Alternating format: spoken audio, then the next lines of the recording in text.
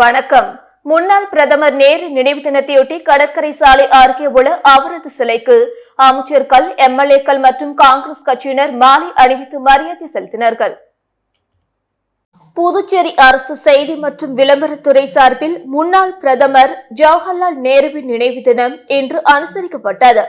இதனையொட்டி கடற்கரை சாலை அருகே உள்ள அவரது சிலைக்கு அமைச்சர்கள் லட்சுமி நாராயணன், தேனி ஜெயக்குமார், துணை சபாநாயகர் ராஜவேலு மற்றும் சட்டமன்ற உறுப்பினர்கள் ஏகேடி ஆறுமுகம், நேரு, லட்சுமிகாந்தன், பாஸ்கர் என்கிற தட்சிணாமூர்த்தி ஆகியோர் மாலை அணிவித்து மரியாதை செலுத்தினார்கள். அதனைத் தொடர்ந்து காங்கிரஸ் கட்சி சார்பில் அதன் மாநில தலைவர் வைத்திலிங்கம், முன்னாள் முதல்வர் நாராயணசாமி, சட்டமன்ற உறுப்பினர் வைத்தியநாதன், முன்னாள் அமைச்சர் கந்தசாமி, முன்னாள் எம்எல்ஏ அனந்தராமன், ராகுல் காந்தி தேசிய பேரவைத் தலைவர் RE சேகர் உட்பட காங்கிரஸ் கட்சியினர் நேரு சிலைக்கு மாலை அணிவித்து மரியாதை செலுத்தினார்கள். இதனைத் தொடர்ந்து பல்வேறு அரசியல் மற்றும் பொதுநல அமைப்பை சார்ந்த நிர்வாகிகள் நேரு சிலைக்கு மாலை அணிவித்து மரியாதை செலுத்தினர். ஆரோவில் அடுத்த இடையஞ்சாவடி கிராமத்தில் அமைந்துள்ள ஸ்ரீ வர்ணமுத்து மாரியம்மன் ஆலயத்தில் நடைபெற்ற 89ஆம் ஆண்டு மிளகாய் பொடி அபிஷேகம் நூற்றுக்கணக்கான பக்தர்கள் பங்கேற்று சுவாமி தரிசனம் செய்தனர். விழுப்புரம் மாவட்டம் ஆரோவில் அருகே உள்ள இடையஞ்சாவடி கிராமத்தில் நூற்றாண்டு பழமை வாய்ந்த ஸ்ரீ வர்ணமுத்து மாரியம்மன் ஆலயத்தில் தேமிதி விழா கடந்த 21ஆம் தேதி கொடியேற்றத்துடன் தொடங்கியது. எல்லை பகுதியில் உள்ள இளங்காளி அம்மன் ஆலயத்திலிருந்து கிராமத்தில் உள்ள முக்கிய பகுதிகளில் எல்லைக்காப்பு கட்டப்பட்டு தொடர்ந்து 5 தினங்களாக அம்மனுக்கு சிறப்பு பூஜைகள் செய்யப்பட்டு சுவாமி வீதி உலா நடைபெற்றது. முக்கிய விழாவாக நேற்று வர்ணமுத்து மாரியம்மனுக்கு மிளகாய் பொடி அபிஷேகம் செய்யப்பட்டது. இதில் இப்பகுதியை சேர்ந்த 3 நபர்கள் அம்மனாக தேர்வு செய்யப்பட்டு அவர்களுக்கு மஞ்சள், குங்குமம், சந்தனம், ஜவ்வாது, விபூதி, பஞ்சாமிர்தம் மற்றும் பால், தேன், தயிர், நெய், மா, பலா, வாழை, ஆப்பிள், சாத்துக்குடி, அன்னாச்சி, திராட்சை, பேரிச்சம், கொய்யா, இளநீர், வெற்றிலை, வெற்றிவேர் உள்ளிட்ட பழ வகைகள் மற்றும் பன்னீர், வெற்றிவேர் உள்ளிட்ட தொகுப்பை கொண்டு 108 அபிஷேகங்கள் நடைபெற்றது. இறுதியாக சிறப்பு அபிஷேகமான மிளகாய் பொடி அபிஷேகம் நடைபெற்றது. இதில் அம்மனாக தேர்வு செய்யப்பட்ட ஆண் பக்தர்கள் மிளகாய் பொடி கரைசலை வாங்கி அமிர்தம் போல் குடிப்பதை கண்ட பக்தர்கள் ஓம் சக்தி, பராசக்தி, கோவிந்தா கோவிந்தா என விண்ணை முட்டும் கோஷங்கள் எழுப்பி சாமி தரிசனம் செய்தனர். இந்த நிகழ்வில் கலந்து கொண்டால் குழந்தைகள் இல்லா தம்பதிகளுக்கு குழந்தை பாக்கியம், திருமண தடை, கடன் தொல்லை பிரச்சனைகள் தீரும் என்பது கிராம மக்களின் நம்பிக்கை. இந்த மிளகாய் கரைசல் அபிஷேகத்தில் சுற்றுவட்டார பகுதியை சேர்ந்த பொதுமக்கள் மற்றும் வெளிநாட்டினர் பலர் கலந்து கொண்டு சாமி தரிசனம் செய்தனர். இந்த நிகழ்வானது இடையஞ்சாவடி ஸ்ரீ வர்ணமுத்து மாரியம்மன் ஆலயத்தில் 1935ஆம் ஆண்டிலிருந்து தொடர்ந்து 89 வருடங்களாக இந்த கிராம மக்களால் நடைபெற்று வருவது குறிப்பிடத்தக்கது. திட்டமிட்டபடி ஜூன் 6ஆம் தேதி பள்ளிகள் திறக்கப்படும் என்று புதுச்சேரி அரசு அறிவித்துள்ளது. மேலும் அரசு பள்ளிகளில் CBSE பாடத்திட்டம் அமல்படுத்தப்படும் என்றும் அறிவிக்கப்பட்டுள்ளது. புதுச்சேரி அரசு பள்ளி மாணவர்களுக்கு பொதுத் தேர்வுகள் முடிந்து ஏப்ரல் 24ஆம் தேதி முதல் கோடை விடுமுறை விடப்பட்டது. இதனிடையே ஏற்கனவே திட்டமிட்டபடி ஜூன் 6ஆம் தேதி முதல் பள்ளிகள் திறக்கப்படும் என புதுவை பள்ளி கல்வித்துறை அறிவித்துள்ளது.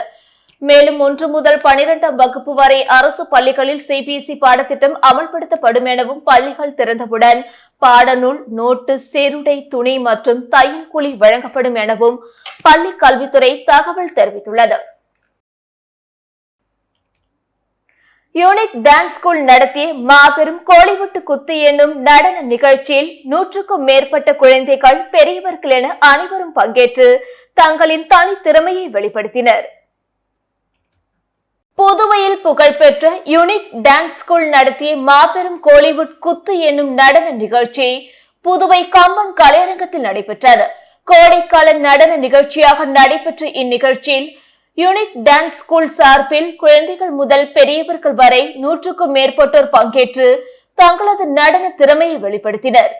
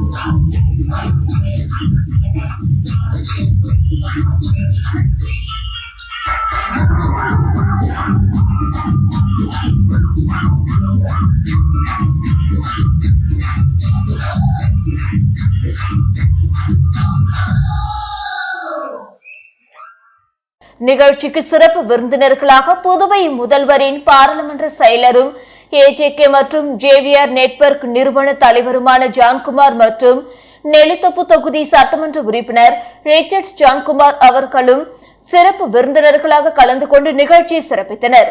ராக் கல்வி குழும நிர்வாக இயக்குநர் உஷாராணி நிகழ்ச்சியை தொடங்கி வைத்தார். மேலும் இந்நிகழ்ச்சியில் சுகந்தி ரமேஷ், வெங்கடேச பெருமாள், பிரேம் ஸ்டீபன், பிரகாஷ், ஜமுனா பிரகாஷ் ஆகியோர் சிறப்பு விருந்தினர்களாக கலந்து கொண்டு நிகழ்ச்சியை கண்டுகளித்தனர். நிகழ்ச்சியின் நிறைவில் சிறப்பாக நடன திறமைகளை வெளிப்படுத்திய நபர்களுக்கு மெர்சினா மைக்கேல் சான்றிதழ்களை வழங்கி பாராட்டினார். நிகழ்ச்சிக்கான ஏற்பாட்டினை யூனிக் ஸ்கூல் ஆஃப் டான்சிங் நிறுவனர் சதீஷ் சைமன் தலைமையில் உரிமையாளர்கள் விஷாந்தின் சதீஷ் மற்றும் கார்த்திக் ரத்தினவேல் ஆகியோர் சிறப்பான முறையில் செய்திருந்தனர். இந்நிகழ்ச்சியில் திரளான பொதுமக்கள் கலந்து கொண்டு நடன நிகழ்ச்சியை கண்டு ரசித்தனர். இந்நிகழ்ச்சி முழுவதும் ஜேவிஆர் மீடியா லைவ் தொலைக்காட்சி மற்றும் யூடியூப் சேனலில் நேரடியாக ஒளிபரப்பானது என்பது குறிப்பிடத்தக்கது. இந்திரா காந்தி விளையாட்டு மைதானத்தில் சிந்தட்டிக் டிராக்கினை தடகள வீரர்களுக்கு அர்ப்பணிக்கும் வகையில் வெள்ளைக்கோடு அடிக்கும் பணி விறுவிறுப்பாக நடந்து வருகின்றது. புதுச்சேரி உப்பளத்தில் கடந்த 1992ஆம் ஆண்டு இந்திரா காந்தி விளையாட்டு அரங்கம் கட்டப்பட்டது. கடந்த 2021ஆம் ஆண்டு பிப்ரவரியில் புதுச்சேரிக்கு வந்த பிரதமர் நரேந்திர மோடி இந்திரா காந்தி அரங்கில் கேலோ இந்தியா திட்டத்தின் கீழ் ரூபாய் 7 கோடி செலவில் 400 மீட்டர் செயற்கை தடகள ஓடுபாதை அமைக்க அடிக்கல் நாட்டினார். தொடர்ந்து சிந்தட்டிக் ஒட்டும் பணிக்காக ஆஸ்திரேலியாவில் இருந்து சிந்தட்டிக் டிராக் லேயர் கொண்டுவரப்பட்டது. ஆமை வேகத்தில் இப்பணி நடந்து வந்தது. ஒரு வழியாக அனைத்து பணிகளும் முடிந்தும் கூட விளையாட்டு வீரர்களுக்கு அர்ப்பணிக்காமல் வீணாகி வந்த நிலையில் தற்போது சிந்தட்டிக் டிராக்கினை தடகள வீரர்களுக்கு அர்ப்பணிக்கும் வகையில் வெள்ளைக்கோடு அடிக்கும் பணி விறுவிறுப்பாக நடந்து வருகின்றது. அடுத்த கட்டமாக மைதானத்தில் கிராஸ் பணியும் விரைவில் மேற்கொள்ளப்பட உள்ளது. புதுச்சேரி சாலை போக்குவரத்து கழகம் சார்பில் புதுச்சேரியிலிருந்து கடலூருக்கு 4 பேருந்துகள் இன்று முதல் இயக்கப்படுகின்றன. புதுச்சேரி அரசு சாலை போக்குவரத்து கழகம் சார்பில் புதுச்சேரி கடலூர் இடையே தினமும் 4 பேருந்துகள் இன்று முதல் இயக்கப்பட உள்ளதாகவும் பயண கட்டணம் 20 ரூபாய் என அறிவிக்கப்பட்டுள்ளது. தினமும் காலை 5 மணிக்கு முதல் பேருந்து புறப்படும். அடுத்து ஒவ்வொரு 30 நிமிடத்திற்கும் ஒரு பேருந்து புதுச்சேரியிலிருந்து கடலூர் நோக்கி செல்லும். இதேபோல் கடலூரிலிருந்து புதுச்சேரிக்கு 30 நிமிடத்திற்கு ஒரு பேருந்து புறப்படும். இந்த பேருந்துகள் புதுச்சேரியிலிருந்து கடலூர் 32 நடையும் கடலூரிலிருந்து புதுச்சேரிக்கு 32 நடையும் இயக்கப்பட உள்ளது குறிப்பிடத்தக்கது. வில்லியனூர் பங்கு ஒதியம்பட்டு கொம்பாக்கம் புனித ஜெயராணி அன்னை ஆலய தேர்பவனியில் திரளான பக்தர்கள் பங்கேற்று சுவாமி தரிசனம் செய்தனர். வில்லியனூர் பங்கு ஒதியம்பட்டு கொம்பாக்கம் புனித ஜெயராக்கினி அன்னை ஆலய ஆண்டு திருவிழாவின் சிறப்பு திருப்பலி நேற்று காலை நடைபெற்றது. தொடர்ந்து மாலை நடைபெற்ற பெரிய தேர்பவனில் புனித ஜெயராக்கினி மாதா உருவம் பதித்த புதிய உருவம் தாங்கிய தேர்பவனை பங்கு தந்தை புனிதப்படுத்திய பின்பு புதுச்சேரி சட்டமன்ற எதிர்க்கட்சி தலைவரும் வில்லியனூர் தொகுதியின் சட்டமன்ற உறுப்பினருமான சிவா எம்எல்ஏ தேர்பவனின் சிறப்பு அழைப்பாளராக கலந்து கொண்டு தேர்பவனை துவக்கி வைத்தார். மேலும் இந்த தேர்பவனில் மத நல்லிணக்கத்தை போற்றும் வகையிலும் மற்றும் சகோதரத்துவத்தை வளர்க்கும் விதத்திலும் அனைவருக்கும் பொன்னாடைகள் போற்றி திருவிழா வாழ்த்துக்களை பரிமாறிக்கொள்ளப்பட்டது. விழா ஏற்பாடுகளை ஒதியம்பட்டு கொம்பாக்கம் கிராம கிறிஸ்துவ பஞ்சாயத்து தலைவர் அதோனிஸ், நாட்டாமை எட்மண்ட், செயலாளர் ரோஜிநாதன், பொருளாளர் மற்றும் துணைத் தலைவர் ரேமோன் எலியாஸ், உபதேசியார் ராக் லியோதே மற்றும் இளைஞர்கள், பாடல் குழுவினர்கள், பக்த சபையினர் ஆகியோர் செய்திருந்தனர். ஸ்ரீ மணக்குள விநாயகர் பொறியியல் கல்லூரியில் நடைபெற்ற வேலைவாய்ப்பு முகாமில் தேர்ந்தெடுக்கப்பட்ட மாணவர்களுக்கு டிசிஎஸ் நிறுவனத்தின் முதுநிலை பொது மேலாளர் ஸ்ரீ வெங்கடேஸ்வரன் ராமன் பணி நியமன ஆணை வழங்கினார். மாதகடிப்பட்டில் உள்ள ஸ்ரீ மணக்குள விநாயகர் பொறியியல் கல்லூரியில் நடைபெற்ற வேலைவாய்ப்பு முகாமில் தேர்ந்தெடுக்கப்பட்ட மாணவர்களுக்கு பணி நியமன ஆணை வழங்கும் நிகழ்ச்சி நடைபெற்றது. மணக்குள விநாயகர் கல்வி குழும தலைவர் தனசேகரன் தலைமையில் நடைபெற்ற நிகழ்ச்சியில் செயலாளர் டாக்டர் நாராயணசாமி கேசவன், பொருளாளர் ராஜராஜன் ஆகியோர் முன்னிலை வகித்தனர். இந்நிகழ்ச்சியில் டிசிஎஸ் நிறுவனத்தின் அகாடமிக் முதுநிலை பொது மேலாளர் ஸ்ரீ வெங்கடேஸ்வரன் ராமன் தலைமை விருந்தினராக கலந்து கொண்டு மாணவர்களுக்கு பணி நியமன ஆணை வழங்கினார். மேலும் 2023 முதல் 2024 கல்வியாண்டில் நடைபெற்ற கல்லூரி வளாக நேர்காணலில் 850க்கும் மேற்பட்ட மாணவ மாணவிகள் 90க்கும் மேற்பட்ட முன்னணி நிறுவனங்களில் வேலைவாய்ப்பு பெற்றுள்ளனர். இந்நிறுவனங்கள் மாணவர்களுக்கு 3 லட்சம் முதல் 12 லட்சம் வரை சம்பளம் வழங்கியது குறிப்பிடத்தக்கது. கல்லூரியின் இயக்குநர் வெங்கடாச்சலபதி, மணக்குள விநாயகர் இன்ஸ்டிடியூட் ஆஃப் டெக்னாலஜியின் முதல்வர் மலர்கண், வேலைவாய்ப்பு மையத்தின் முனைவர் கைலாசம் மற்றும் பேராசிரியர்கள், ஊழியர்கள் மற்றும் மாணவ மாணவிகள் திரளாக கலந்து கொண்டனர். மழையால் பாதித்த பருத்திக்கு ஏக்கருக்கு ரூபாய் 30,000 நிவாரணம் வழங்க வேண்டும் என காரைக்கால் விவசாயிகள் வலியுறுத்தியுள்ளனர். காரைக்கால் மாவட்டத்தில் சுமார் 2500 ஏக்கரில் பருத்தி சாகுபடி செய்யப்பட்டுள்ளது. கோடை பயிரான பருத்தி விதைப்பின் மூலம் லாபம் ஈட்ட முடியும் என்ற நம்பிக்கையில் ஈடுபட்ட விவசாயிகளுக்கு கோடையில் பெய்த மழை பெரும் பாதிப்பை ஏற்படுத்திவிட்டது. புதுவை அரசு காரைக்காலில் பருத்தி பாதிப்பு குறித்து தெளிவான அறிக்கையை தயார் செய்து ஏக்கருக்கு ரூபாய் 30,000 நிவாரணம் வழங்க வேண்டும். பருத்தி காப்பீட்டுக்கு பதிவு செய்யாமல் சுமார் 300 விவசாயிகள் காத்திருக்கின்றனர். மத்திய அரசின் பதிவு செய்யும் போர்ட்டல் கடைசி நாட்களில் முடங்கியதால் பதிவு செய்யப்படாமல் உள்ளனர். எனவே காப்பீட்டுக்கு பதிவு செய்ய வேண்டிய வசதியை உடனடியாக மேற்கொள்ள புதுவை அரசு முன்வர வேண்டுமென காரைக்கால் விவசாயிகள் வலியுறுத்தியுள்ளனர்.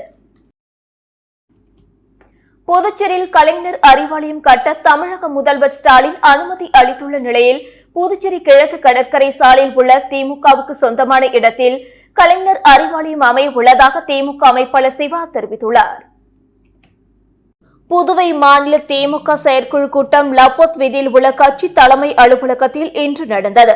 மாநில அவைத்தலைவர் SP சிவகுமார் தலைமையில் நடைபெற்ற கூட்டத்தில் மாநில துணை அமைப்பாளர் MLA அனிபால் கென்னடி, மாநில பொருளாளர் MLA செந்தில்குமார், மாநில இளைஞரணி அமைப்பாளர் MLA சம்பத் ஆகியோர் முன்னிலை வகித்தனர்.